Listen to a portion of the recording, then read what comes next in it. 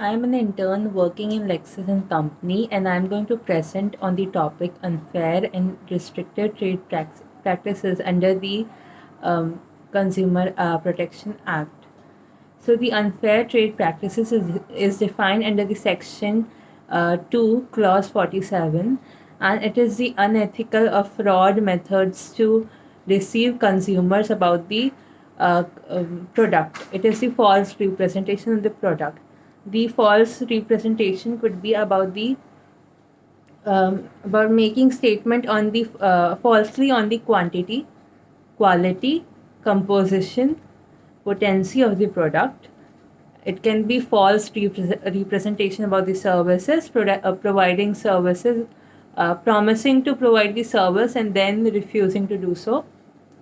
Then it can be showing the second-hand renovated product, rebuilt product as the new goods. Then telling about providing the users benefits, approvals, schemes, which are not present in a product or a service. Then talking about the needs of the product, and the result would be the needs different from the use. Uh, After the use, the needs, the benefits would be different. It is under the false representation. Then providing warranty and guarantee, and then later on, when the consumer approaches refusal to take care of that product for this under the specific period. Then providing misleading price. Also, misleading facts and facts about the product in maybe in a pamphlet or any electronic mean or book comes under the uh, false representation. Then the second is publication of advertisement.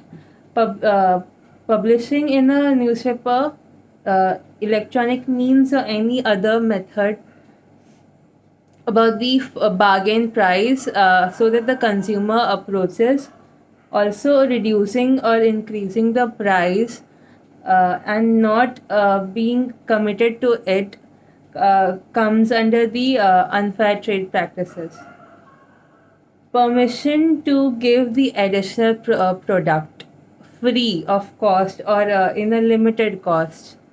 And then such as the buy one get one offer, or and then the lottery contest or game prescribed by notification, and then not obeying to do so comes under the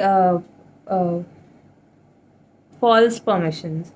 And then also the manufacturing of products which are not competent in the market, but then also launching such product comes and is unfair trade practices. Not issuing bill, not withdrawing defective goods, or not refunding, not compensating the defective goods comes under the